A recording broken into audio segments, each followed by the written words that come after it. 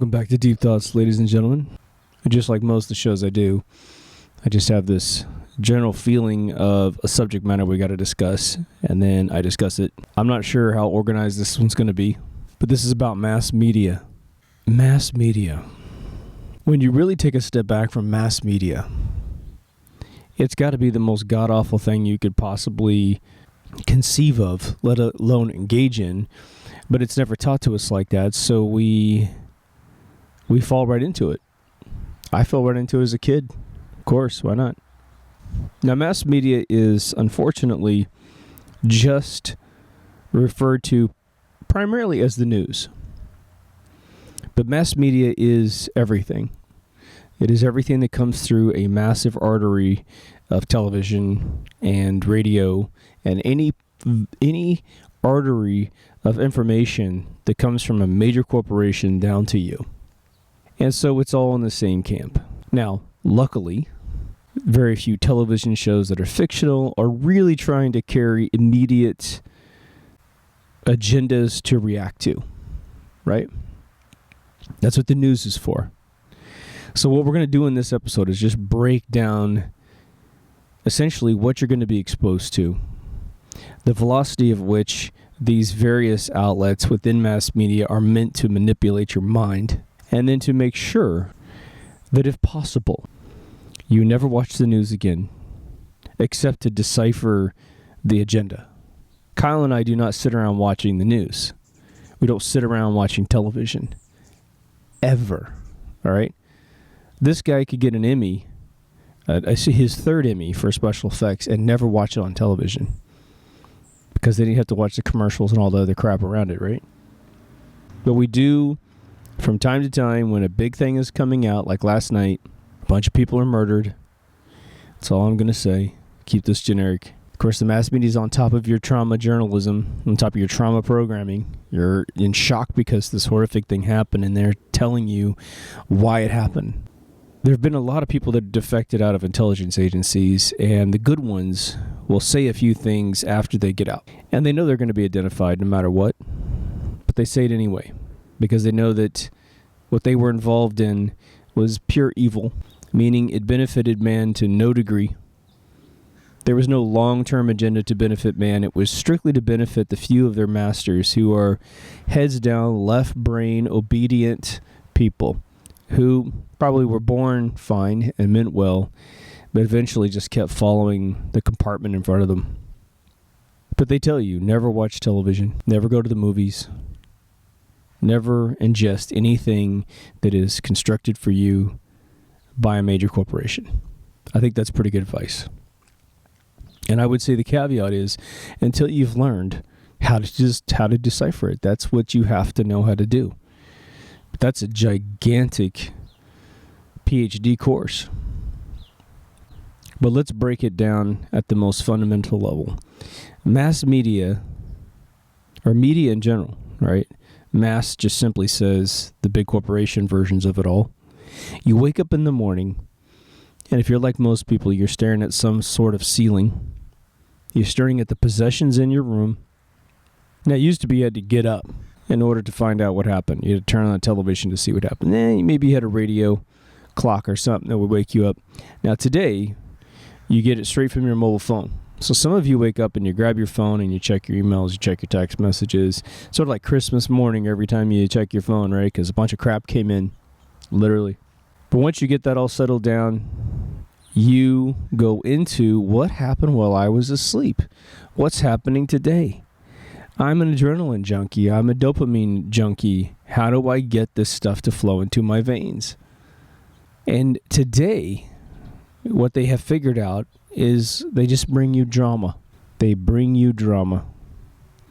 TMZ is there to make sure that there are no independent opinions with money that ever gain any validity. So if an actor or a producer or a singer gets to be a billionaire, goes out and does their homework and finds out that the world's upside down and tries to tell anyone about it, well, TMZ's there Like the attack dogs of the Inquirer, the Star, the Sun, all these magazines, they are there to make sure that they find dirt on you or create dirt on you, just accuse you of things, right? So that you fall in the eyes of the people and you're always compromised. That's their job. That's why they exist. That's why paparazzi can always harass people. Even though if I harassed you like the paparazzi harass Princess Di or whatever, I can easily go to jail. Easily go to jail. That woman was murdered in part by the paparazzi. No one went to jail. Not unbelievable? She was meant to die. But the other hemisphere of drama is brought to you by mass media. If you doubt me, which I doubt you do, but if you'd like a nice example of what I'm talking about, go to Facebook the next time there's a massacre. Go to Facebook the next time there's any thing that mass media says you should pay attention to that isn't really affecting a lot of people. And you will see the junkies up there posting stuff. As soon as it happens, they need to weigh in, regardless if they have any experience, any research in anything, whether or not they know where all 50 states are in the United States of America and they're American citizens. They're right up there, changing their profile pic to show that they can feel sorry for someone or something more than you can. It's always a big contest. It's really interesting once you find out what a false flag is, right? A government orchestrated event where either innocent people are killed or no one's killed. To see the people on Facebook react to it and completely buy it hook, line, and sinker, changing their profiles, little pictures on Facebook. You know, Facebook is never there to give you a mechanism to change your profile for anything good, usually, right? It's always just to change it for a massacre. Facebook's in on this whole thing, people. Think about the name of Facebook, right? It's called Facebook. It's a book of faces for facial recognition, and we all fell for it. We've all put our profile pic up there, or someone has tagged us in a photograph, and even if you don't grant the tag, the information database has already got you. So you say, no, don't tag me in anything. Well, as long as someone typed in John Doe is that face, and you're in. But you get out of bed, and you start ingesting corporate created and censored information about what happened while you were asleep.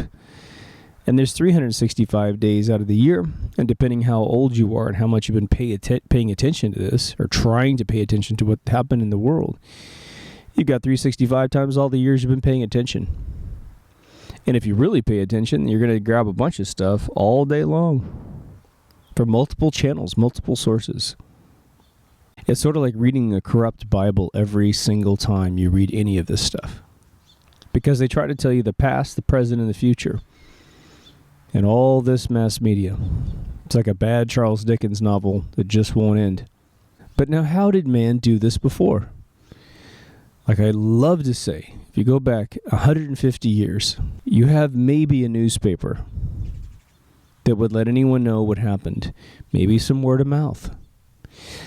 But in the United States of America, which was largely being settled, right? I mean, we had New York blowing up and the East Coast blowing up, but the West Coast was still being built. But just imagine being in rural Kansas. You're a farmer. Your requirements at this point are to wake up and defend your land. You got to raise some livestock. You got to work some fields, plow some fields, protect yourself against other people trying to push in on your territory, raise your 10 to 20 children. Because everyone was dying of childbirth. Remember that whole line of bullshit you get from the establishment hospitals? Mass media, more of it. But the human beings of that era lived in the now. They lived in a what's going on right now because we got to deal with right now. We need food, so we got to deal with it right now. And I don't care what's happening in New York. I don't care about the tea in China, the price of tea in China. I don't care.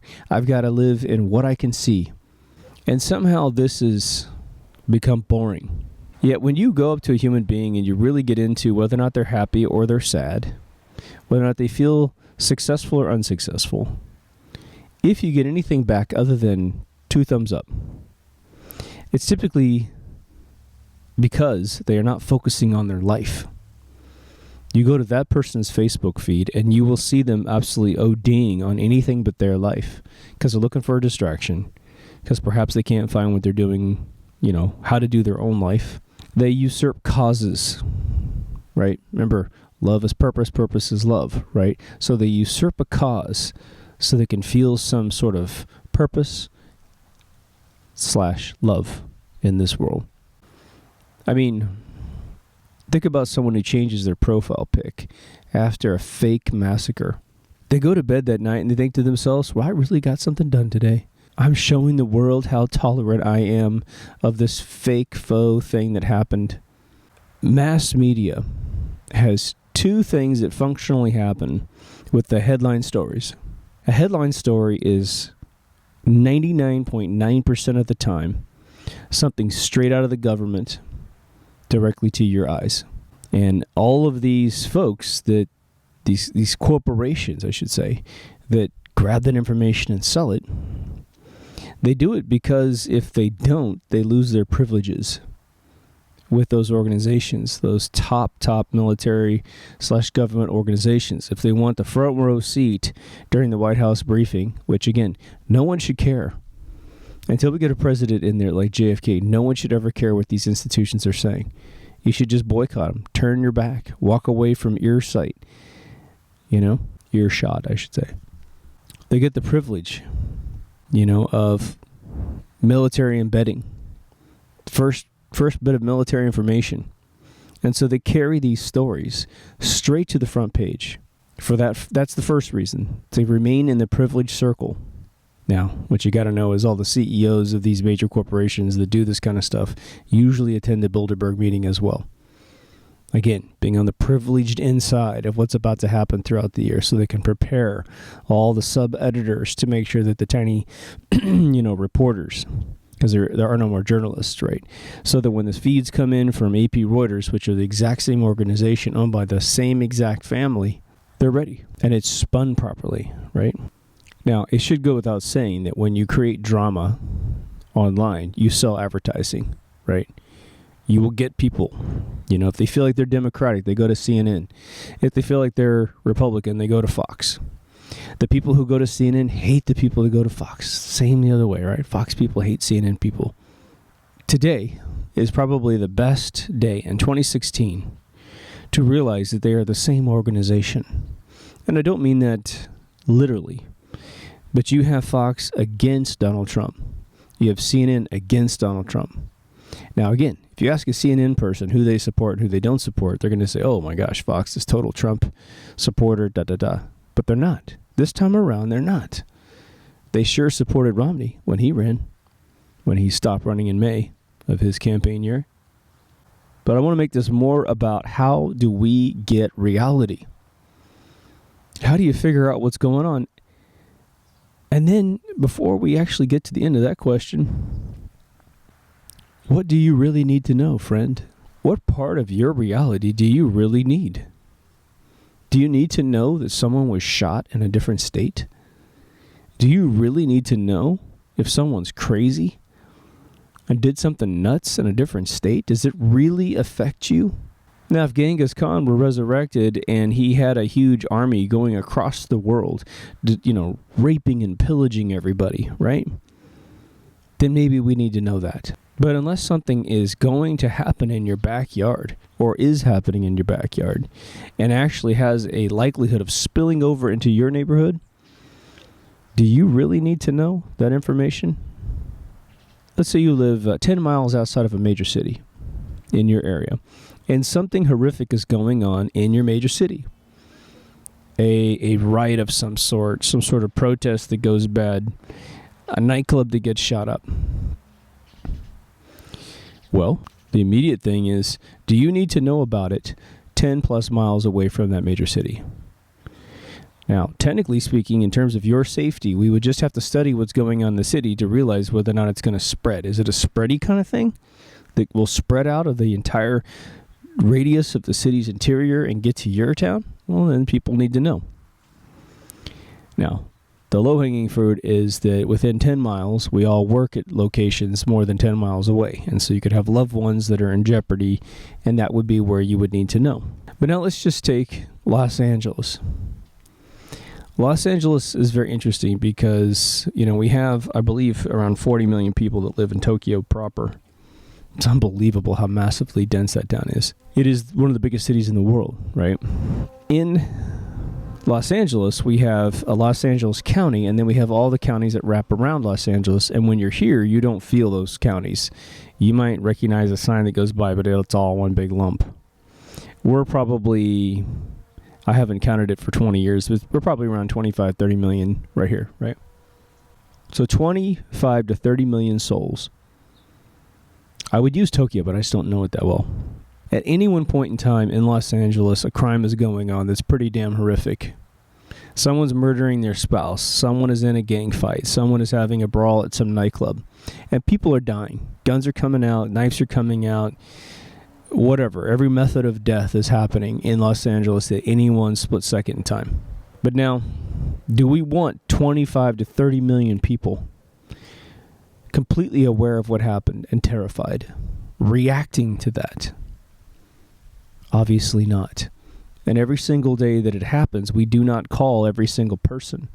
The news doesn't report every single event unless it's a part of an agenda that has been earmarked by the editors, by the CEOs who attend groups and say, these are the kind of stories we want to go to the top. We are really doing a race-baiting war here in the United States because we need a group to kill Donald Trump in case he makes it. Before he gets to run, before he gets the vote happening in November, we have to have a murder happen, and we're going to blame it on Black Lives Matter. That's what's going to happen, folks. That's what's being incubated up. And so that all these people that ingest mass media as their reality will say, see, well, we knew this was coming. It's going to write in the history books. We knew it was coming. Brace yourself for it. It's going to happen. Unless a miracle happens. When they create a massacre, a false flag situation, government-sponsored terror. And when I say government, it could be a very gray government. It could be not the United States of America. It could be some other sub-faction that is so strong and so powerful and has so much juice. They just make phone calls into our government and say, you're going to stand down. And, of course, there's plenty of people that will. 9/11, NORAD stood down. Did not do their job. The one day that NORAD's supposed to do their job, they stood down and let everything happen. Regardless of what happened, they stood down. No punishment, and spare me any excuse. But when a massacre happens, then it's supposed to go front page. It's designed to do two things. Traumatize you, which is why there's always an element of, I can't believe this happened. And that's why they always jack it up. One level higher, one level higher. I didn't think after Orlando they could get any higher. And then they just reported a bunch of cops getting shot in the back. Jacking it up higher and higher and higher. This is what we do in screenwriting. If at the first act you do something pretty damn amazing, then what you've done is you've set the bar. And every bar that you establish after that first bar has got to be higher than the first one. And that's why it's really, really tough to beat a first act when it's really, really hot and really well thought out and really creative. That's why movies like Stargate ended up sucking so bad. The first act was phenomenal. By the time they got through the Stargate to the other side, they had nothing left. It was some weird oddity, Let's just try to show them some pyramids and special effects. But now news is meant to galvanize you and make you move quickly. It's designed to make you jump to your Facebook feed and start posting, I got this running joke with my friends. The average psyche that gets on Facebook goes something like this. I know nothing about politics, history, how money's made, or foreign affairs, so I think I'll go on Facebook and post about politics, how money's made, and foreign affairs, and history. It's unbelievable how many people get on there and post. They don't know anything about what they're talking about. All they do is cut and paste. And they feel brilliant doing it, right? Just spoon-feeding the agenda from the mass media straight into their kids. But the second tier down, and there is the second tier of news, which is distraction. If it's not as a top story, and it's, you scroll down any one of these arteries I'm talking about, there's usually a bunch of little articles down below, which are in entertainment and sports. Who got traded to who fucking cares? Really, you fucking gonna lose some sleep because some guy's a free agent now, he goes from New York to LA or to Miami? Really? A Kardashian gets a new show or wears a new bathing suit? That's just petty life. That is, you have no purpose in this world that is your own, and you're just filling up the gaps that if we were just to shut down the power grid and take this bullshit out of your life, you'd be forced to either put a gun in your fucking mouth and pull the trigger, or you'd be forced to fill up the voids in your soul and your brain and your consciousness with your reality. And that's what you're supposed to do every single day. And if by any means, you take someone else's word for reality, you better think it through, right? You better think it through real carefully. If I gave you a weapon, I say, hey, friend, I made a new weapon. It's not a pistol, it's not a rifle, it's not a grenade, but it's a brand new weapon. And man, it is the most deadly weapon. It's the most efficient weapon in the world. Here, hold it. And it doesn't look like anything you've ever seen before. You can't figure out which thing is the trigger, which part's the part that'll kill you. Now, wouldn't you say no thank you? Or if I happen to place it in your hand without you knowing what it was, wouldn't you ask me and beg me to take it out of your hands? Because you could die, right? This thing could go off and kill you, vaporize you. You don't have any idea. Well, that's the news, man. That's mass media. It's a weapon you don't understand half the time. You don't know how they're harming your brain, what subliminal information you're taking in as your reality. But you're holding it, you're messing with it, you're consuming it. It's crazy how much we play with death like that, right? The death of our consciousness, the death of our own ability to think for ourselves. So the next tier down from the front page news are the op-ed stuff, right? The opinion editor stuff, right? Or opinion edition stuff, right?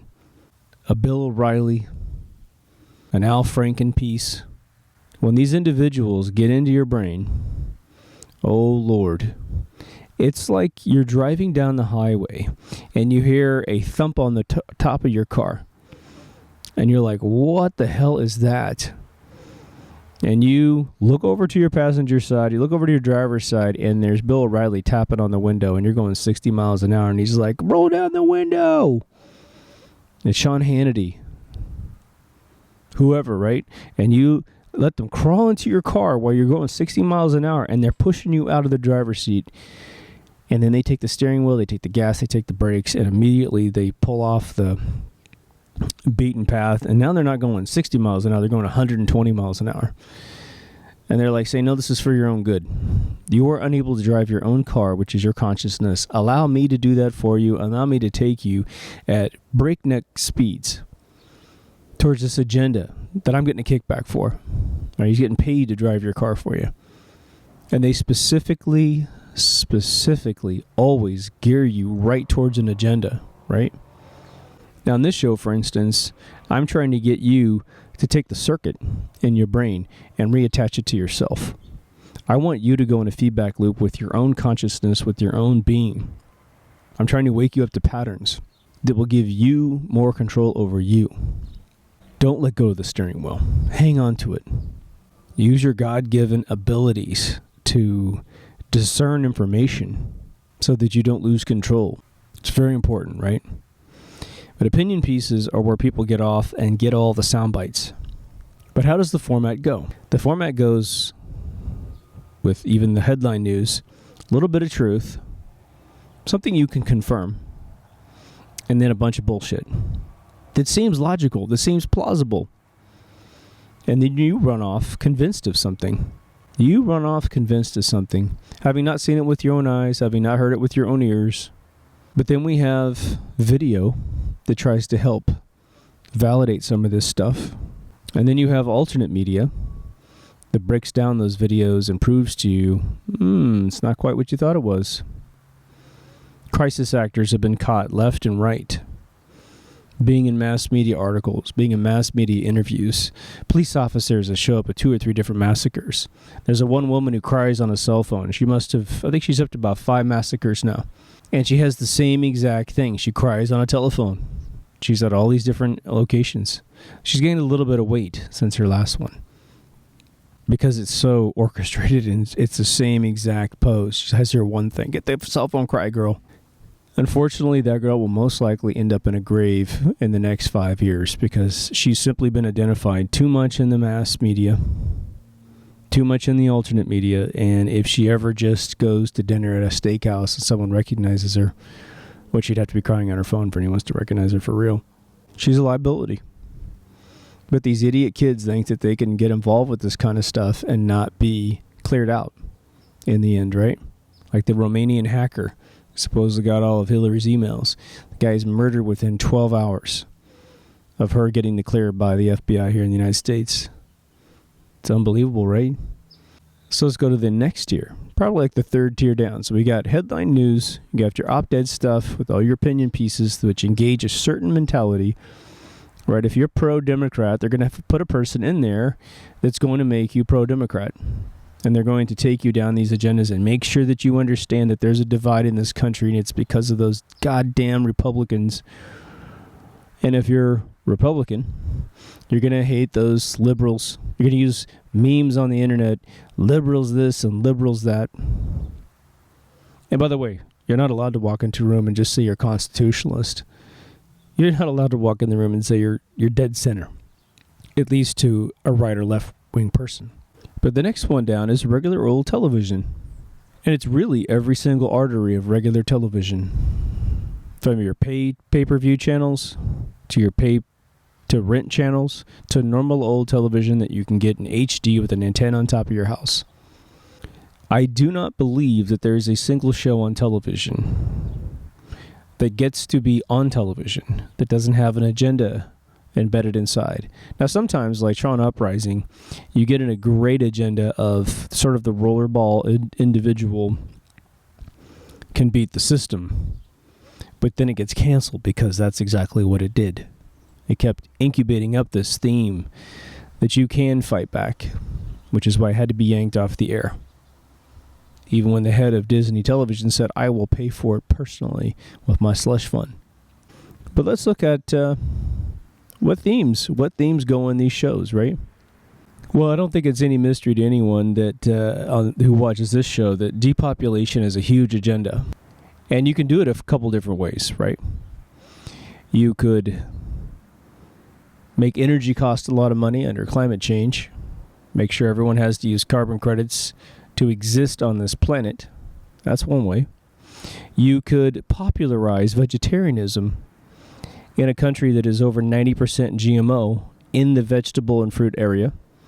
So you got all these people, righteous people, saying that if it has eyes, it thinks, but if it's a plant, it doesn't think. And so they just start shoveling in GMOs, which have a terminated gene sequence in them to make sure that you can't procreate. They might be able to do what NASA said they were able to do in the 80s, which is administer a chemical compound combination that actually makes someone physically confuse their genders. They reported this a long time ago. I remember this 20, 30 years ago. Probably even 35 years ago. Maybe 30 years ago. And it's been reported over and over and over again that they can confuse someone's gender. They literally wake up starting to be wired the opposite. It's weird, right? But they can also simply just confuse the genders. They can get your kid into sexual ed classes before they even know they have junk that fits inside other junk. I mean, think about it. The human body is built one way. It's not a bias. It's not you should hate someone because that's true. It's just true. We can't procreate unless a male and a female gets together. So if at any point in time a female doesn't want to be with the male, she won't procreate. If a male doesn't want to be with the female, he doesn't procreate. Just saying, right? There seems to be this really weird push right now for female leads and everything. The new Iron Man is a black female. Seems odd, right? Why not call her an Iron Woman? Let her be a strong woman, right? The new Mad Max movie, which was a complete and utter piece of shit, wins a bunch of Oscars. It was probably one of the worst written scripts, probably one of the most boring movies you've ever seen in your life. But it gets all these accolades because they push a female to the front, an amazing female actress. But they didn't give her any lines to act that were worth a damn. And then she gets to the other side, it's just this weird female cult. It's like 6 people standing in the desert going, yeah, it was cool here because we don't have any budget to actually make a city that's in ruins. So it's just 6 of us standing in the sand. Let's go back home now. Back to where we were. Let's just rewind the movie back to the beginning. Well, poor Tom Hardy has nothing to do. But instead of making strong female films like 9 to 5, right? It's a comedy, but believe me, when that movie came out, a lot of women felt their ability to rise up and be women. But we don't portray women like that now, do we? Women have to be men. They literally have to be masculine and exude no feminine qualities to be these masculine leads.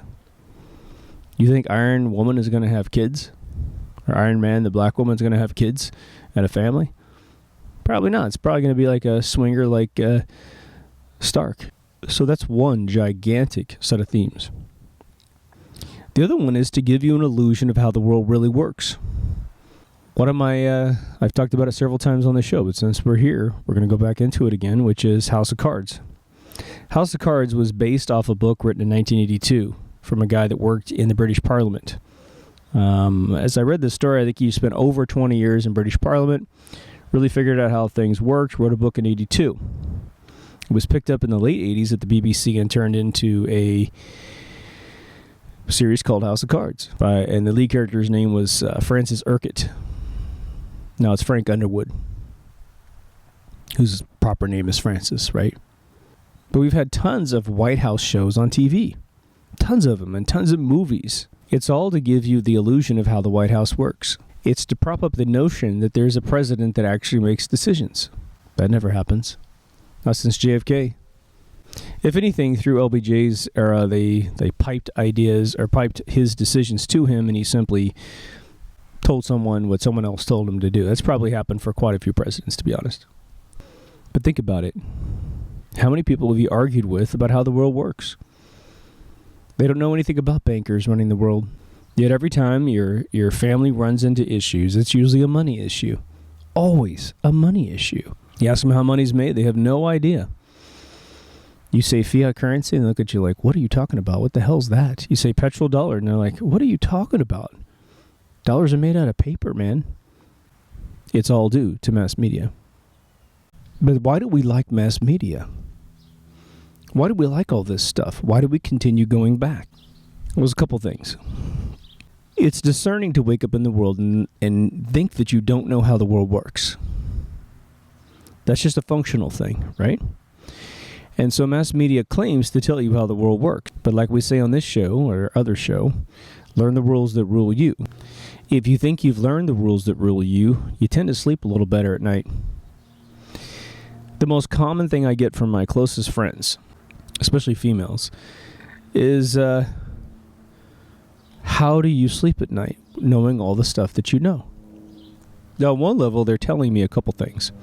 On one level, they're telling me that as soon as they hear it, it makes sense to them, that things aren't the way they thought they were. Instantaneously, like, oh yeah, that makes more sense. Shit, I don't want you to make more sense and freak me out at the same time. On the other level, they're saying, I've kind of grown accustomed to this little hole in the ground where I've stuck my head, and I want to stay there. I want to stay with my head stuck in the ground, and it's heartbreaking. It's heartbreaking to see it, because what are you going to do? You know, my opinion of the world right now, and it's been that way for probably over 5 years, is I don't try to wake anyone up. I don't, if you and I met in public and you're spewing a bunch of what I believe to be indoctrination and falsehoods, I'm going to let you have your day. I'm not here to tell you otherwise. The second you say, well, what do you think about that? Well, then I'll give you a teeny tiny teaspoon of what I think is different and immediately start attaching it to things that make more sense with what you're talking about. And if you're interested, and if you bite, and if you don't cower down and cry in your beer, I'll give you a tablespoon. And then if you bite that, it's game on. Because I don't need the hassle. Right? Now, we also say something on this particular show, which is truth predicts the future. If someone tells you how the world works and you believe it, then it should predict your future. It should predict future events. Right? But we know it doesn't work like that. And once you taste a little bit of truth that makes it to the other side of prediction, it's an exhilarating thing. But there's two halves to all this stuff because they're trying to do problem, reaction, and solution, like David Icke always says. Order out of chaos. So again, they create the chaos. They make you fear guns, right? There isn't a massacre in America since Obama's been president, which I believe is up to 48 massacres at this point, where an AR-15 has been present. Yet that piece of shit gets up on a podium at a funeral, usurps a funeral during a mass media event to not talk about your loved ones, but to talk about the AR-15 and how it is the bane of all fucking suffering on this planet. Every single time the gun is exonerated. The gun never appeared at these events. But you're people who want to believe that everyone's dead because it gets them off. It gives them a Facebook feed. They start repeating what this guy says. And that's how he knows the game is played. Well, his controllers know it's the way the game is played. Remember from my subspecies episode, they think you're a subspecies, and they're the superspecies. And if you carry mass media forward, if you ingest mass media without a discerning eye, I'm here to tell you, you are the subspecies. And for 95 to 90% of our listeners, that's not you. And hopefully for the 2% that's listening that just fell into that one, you're now cut free from that. Your shackles have been broken. And you're now free to think for yourself. Hollywood is a gigantic game of made you look. Put something on screen that you should never see and make you look at it. And then you're infected and you can't unsee it for decades. You can't unsee things, I will say that much.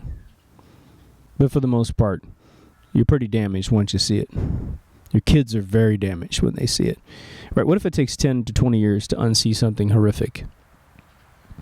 But your kid sees it at 12. Your kid sees it at 8. Okay, so all their formative years, they're going to be thinking of this thing that they shouldn't have seen. Now, I'm one that feels very passionate about the police of our country. The good ones, which I think are overwhelmingly the majority of our police officers.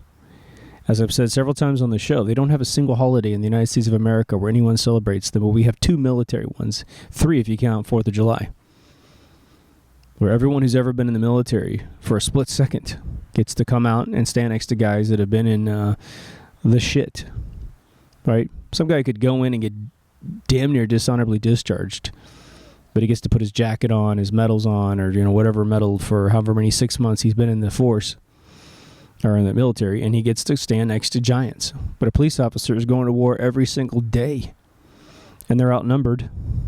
No matter if they're... Just say that no police brutality has ever happened. No cop has ever lost his shit. No one's ever died in a prison cell that shouldn't have died in a prison cell. Let's just say no one's ever died in a prison cell. The world's more euphoric than it is today. They get no holiday, and they're outnumbered. Don't you think that's going to breed collapse? But one of the themes that are on television, if you take every single crime show on television, as Kyle likes to say in the other show, it's essentially a cop worship show. There's nothing wrong with feeling good about our police officers. But we are concerned at all times about a police state rising up.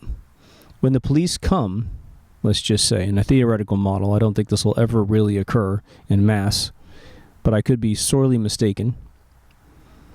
If they tell the police officers of the United States of America to go against the Constitution of the United States, which they are sworn to protect, along with our military, to confiscate weapons, as has been done in all major countries, and believe me, Hillary's going to go for this on a level you can't imagine, right?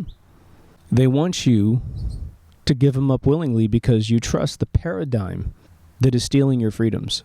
That's what this is for. That's why there are decades and decades of cop worship shows out there. I mean, completely back to Hill Street Blues when I was a kid, you know? Now, if you're a writer in Hollywood, you know right away that the nice thing about the profession of being a police officer is that there's a ton of drama constantly. Even though stuff happens over and over and over again, the subtleties of a death, the subtleties of a homicide, of an investigation, provides a writer with a sort of inexhaustible content to make money as a writer. So functionally, it just makes sense to pick on these areas of life because they have a lot of fodder to shoot out of the cannon of those professions. So it's not completely a negative thing, but we got to be, again, aware of these themes if it were to ever be turned against us, right? So where do you go if you don't want to go through mass media? Well, you probably have heard of something called alternative media. Alternative media is, your folks like Alex Jones, your wearechange.org, your Paul Watsons in the UK. I don't believe necessarily all of what anyone says, obviously, right? Paul Watson does pretty good, honestly. I don't think I've watched a lot of his shows where I don't agree with him almost 100%. But then again, he reports pretty much what he goes out and experiences because Paul Watson is a true journalist. Now, Alex Jones, we're not sure about that guy anymore. Either one of two things we fear has happened with him. One, he is literally taken the bait, and he is being manipulated at times. Again, overall, I think what he says is something we all need to hear. I do not like the way he delivers information sometimes when he starts screaming and yelling. Sometimes we all feel like screaming and yelling, so I think we sort of live through him when he does it. He doesn't make movies anymore, which is super duper sad because his movies have awakened tons of people. But I'll tell you what, warts and all, these alternative media outlets are a hell of a lot better than anything mass media. And the reason why is very, very simple. Alternative media suggests one thing that you should do every single time you ingest alternate media, which is think. Think for yourself and do research. Usually every single bona fide alternate media outlet says go do that. Now, Glenn Beck is this weird mezzanine establishment guy who is pretending to be alternate media. He is sort of the stopgap between full-blown programming out of mass media and the fact that the ruling class of this world have realized that alternate media is eating mass media's lunch. And so they create people like Glenn Beck to stand in the middle. And what Glenn Beck's formula is to give you a large percentage of truth, below 50%, and to steer you away from the ultimate truths with his remaining percentage. I think at most that guy has maybe had a single episode with maybe 40% truth, 60% complete bullshit. And his transformation day, if you haven't seen it, is when Glenn Beck was about to report on the FEMA camps in the United States of America. When he thought they were fake, and within a couple weeks of research, he found out there was over 1,000 FEMA camps in the United States of America, prepared to take in millions of Americans, prepared to kill millions of Americans on sight. And he was going to he talked about it in Fox and Friends in the morning. He seemed completely broken, said he was going to bust the story at 6 o'clock. At 6 o'clock, he pussies out, says that his research was incomplete and he was wrong. Never reports on it. Very shortly after that, his show concludes. Then he starts this brand new show he's got, which I forgot its name, where he pretends to be alternate media. It's a show where he put his face in a bunch of Cheetos and said, "Look at me, I look like Trump." So Glenn Beck is full on 100% establishment. To make fun of Trump because he has, the spray-on tan stuff on his face, right? Which I would honestly recommend you get a little bit of real sun as he's golfing in Scotland. But it's like making fun of someone because they're gay. So he chooses to use a non-toxic technique of giving himself some color. There's not an episode of Glenn Beck's show or any other mass media show where they don't cake on makeup to look like they aren't pale white. But they are. But Donald doesn't seem to understand that he's very orange at some points. And so because he puts on a little bit more than Glenn Beck is your good guy.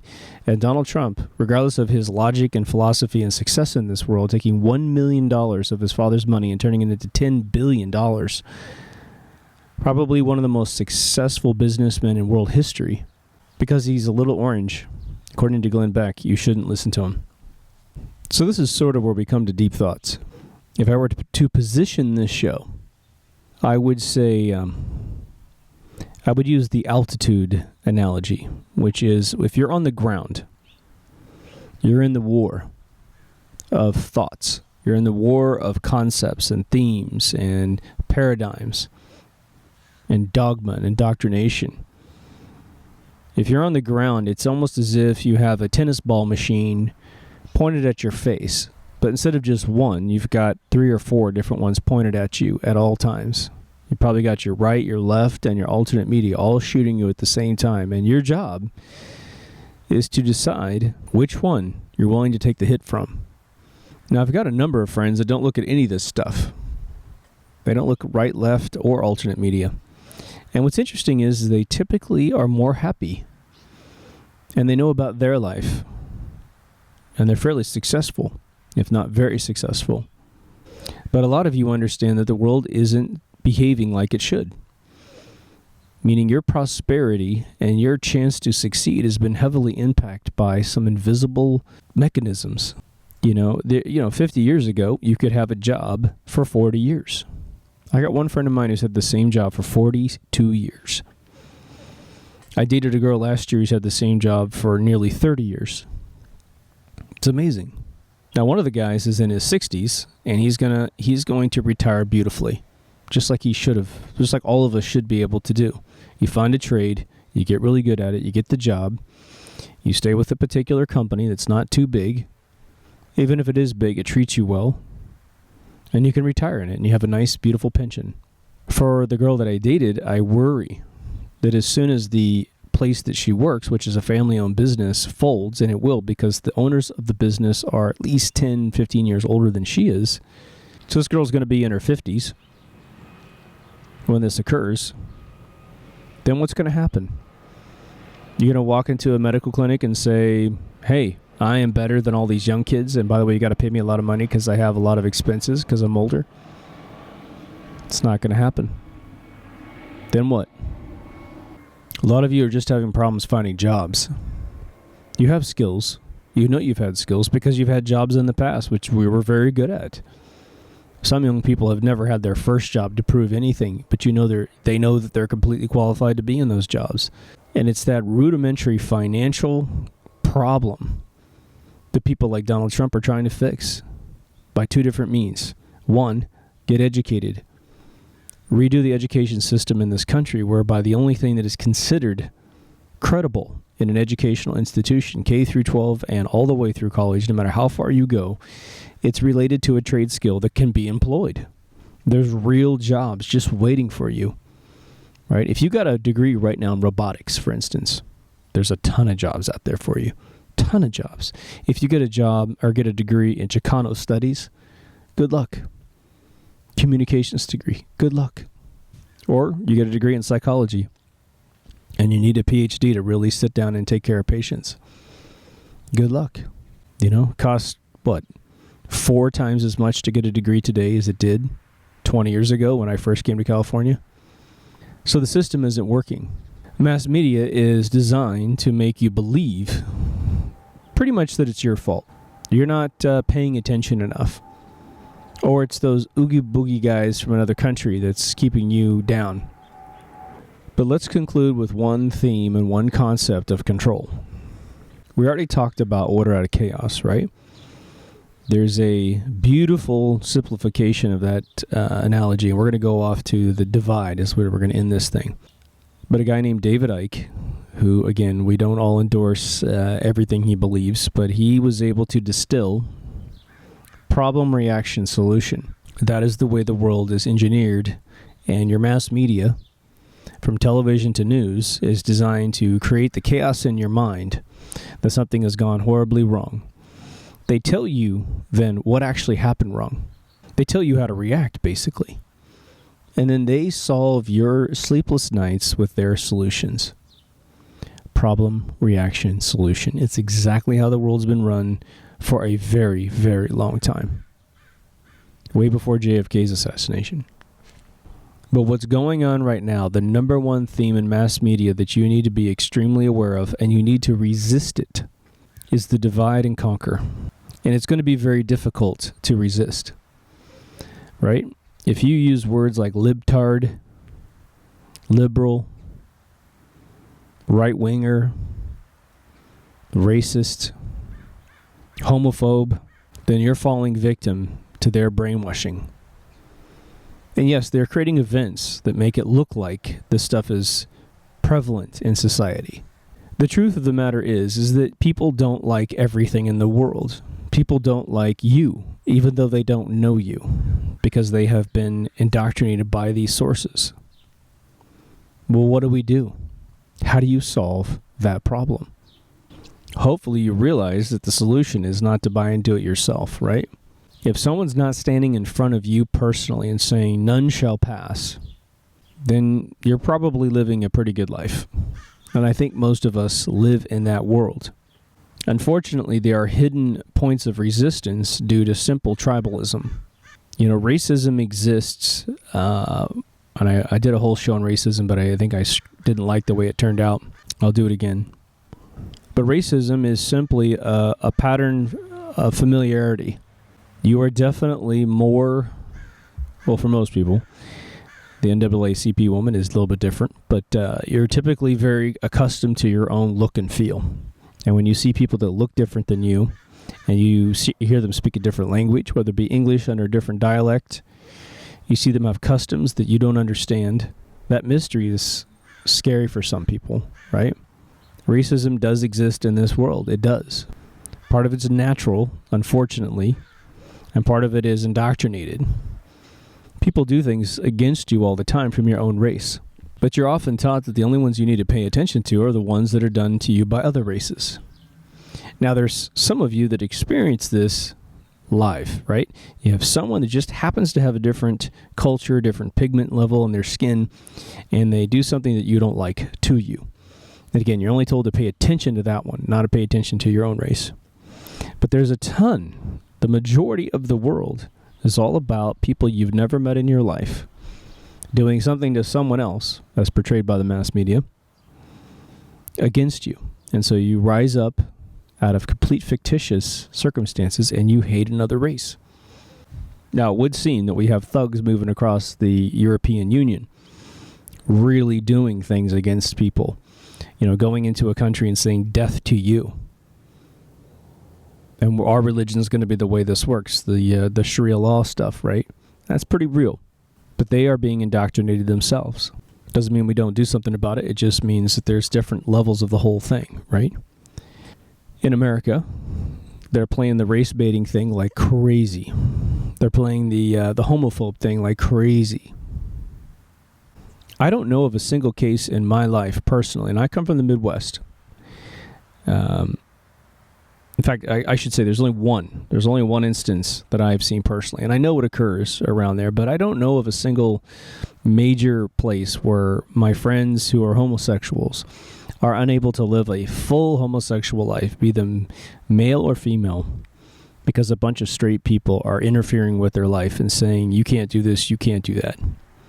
Now, we know marriage is a big deal, and the marriage thing is not only just an outer claim of, hey, I love this person, I want the accolade of being able to wear a ring and have legal proof that I have this commitment to this person. But a lot of it has to do with the passing of someone, right? When someone dies, you don't have all the rights that a family member has if you're not allowed to get married. So that's really what the marriage thing is all about. It's just about the rights to claim partnership, to share assets and that sort of thing. That's really what they're going for. They're not there to make you feel bad about being straight. They just want those legal rights. But some of them, they just don't want to ever be told what they can and can't do just because they have a certain orientation. In my hometown, we had one guy who was a hairdresser. I told the story a really long time ago. And it was the 80s. This guy would do his hair. All the women loved him because he did hair really amazingly. don't think I ever really met him. But he'd walk down the street. He didn't have a car for some reason. And he had purple hair, I remember. And people would, the kids, the young high schoolers, just a few of them, I know for a fact, gave him crap as he walked home from his job. They'd yell at him out of the car. And I'm sure that was a horrific thing for him to experience every single day of his life, every single day that it happened. At the same time, I worked at a Walmart where one of the lead guys who ran the entire store, he wasn't a manager, but he was a manager, but he wasn't like a big dog at the place, but he was gay and everyone knew it. And people thought he was great. Everyone thought he was great. Now, he did probably dress a little more straight than the other guy, but for some reason, this outsider was fair game, but the kid that was born and raised in our hometown could be who he wanted to be. You know? But I go back to my high school reunion, and there's probably 3 or 4 guys and girls that ended up coming out of the closet and being who they were. And when they come back, there's no weirdness, right? If anything, I think I told you guys the story. There's a girl that I grew up 3 houses away from, and I hadn't seen her in like 20 years. And she came to the 25th or something like that. And I was just so glad to see her. I was talking to her a lot and hanging out with her, you know, and it just every time I saw her, I was like, well, what the heck are you doing, you know? And it was very obvious that she was gay, right? At one point, I can guarantee you, she got nervous that I think she was thinking that I was coming on to her. And she brought her spouse with her, right?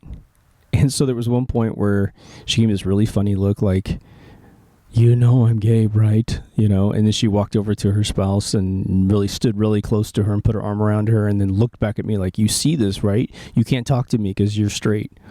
It's the weirdest thing, right? So there's psychosis on both sides of the fence, right? But they're trying to divide us like crazy. This country was formed on a divide.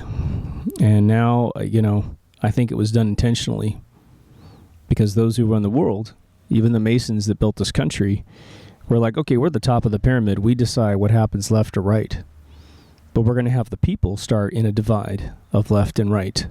And consequently, the weird thing is that in the Democratic Party, they were the biggest racists in the 1800s, right? They formed the KKK. They're always the ones that exploit hatred for votes. It's really strange. But now the opposite is what they believe to be the case. It's really, really weird. But all this is perpetuated by mass media. It's not just the news. It's everything you ingest from a major corporation byproduct of claimed fact or blatant fiction. And that's why you got to be extremely careful ingesting this stuff. It's controlling us. It's making us dislike each other. And we got to put an end to that shit right away. Right? It's tough enough without them to meld all of our cultures together, to get rid of tribalism. You know, if they cease to exist today, right? The televisions went off the air. There is no more fictional television. There is no more faux fact from these news organizations. Even alternate media disappears because we're just gonna push pause for 10 years. The struggles that we're dealing with would definitely calm down considerably, right? But it would be tough. It'd be tough to deal with our differences. And that's the real game. The real game is we got to deal with our differences no matter what. And we do not need organizations to exacerbate the situation. I'll just give you another example, you know, and I've said this a long time ago, but since we're on the subject, when I lived in San Francisco, it's no mystery to most people who are over 20 in this world that San Francisco has a super high concentration of gay and lesbian communities, right? It's, the Castro and Market Street in San Francisco. If you ever wanted to test your homophobia and your acceptance of gays, you go down there for an afternoon and you just eat lunch and you go to all their clubs and stuff and you will be tested. People will come on to you if you go down there by yourself. Hell, even if you go down there with your friends, it'll be that way. But here's what's weird. When I lived there for 12 years, you know, there was at least always, in every job I was in, a gay person. We even had a couple cross-dressers and transvestites at Electronic Arts, just a couple. I'm telling you, 99% of everyone was pretty damn tolerant. But the most acidic stuff that I ever experienced were people that grew up in the Bay Area hating gays. Like hating them on a level that's kind of like, did you just say that? Really? You know, I knew a woman who forced her family to live in the Bay Area. She wouldn't let her husband move them anywhere else. But she was the most homophobic gay hater on planet Earth. And 2 of her 3 children turned out to be gay. You know, however that happens, right? I saw more hatred against gays in San Francisco than I ever saw in my little hometown. You know, where people just sit around the table and just fester on it, talk about it. And it blew my mind.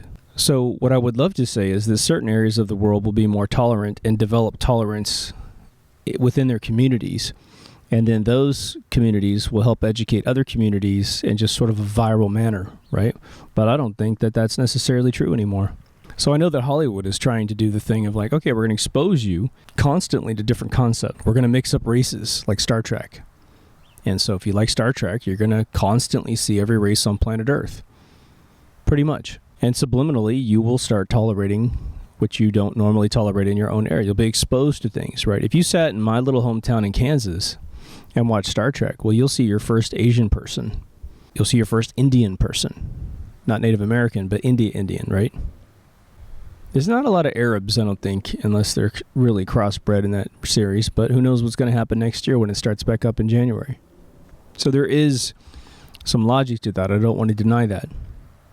But I think the best thing we can do is live in our own communities, be tolerant in our own communities, and work from there. Live in the now of our own communities. I know you feel me. I just had to do this episode. Hopefully this was useful to some of you guys. And I know that you have some amazing opinions as well, so please leave them in the comments section. If you dig the series, please subscribe. If you like this particular video, please give me a thumbs up. If you haven't already, go to mkultraradio.com. From there is all the video. If you're coming from video, there's audio. If you're coming from audio, you got to go there to get all the old episodes. I think that's all you need to hear. Take care of yourself and someone else, and I will see you in the next Deep Thoughts. Over now.